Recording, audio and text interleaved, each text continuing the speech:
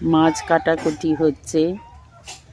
এখানে কিছুটা কাটা হয়ে গেছে, কিছুটা কাটছে, বাকি আছে কাটতে। আমি ভিডিও বানাচ্ছি,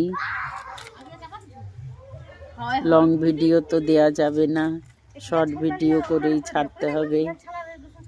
তোমাদের সাথে শেয়ার করছি।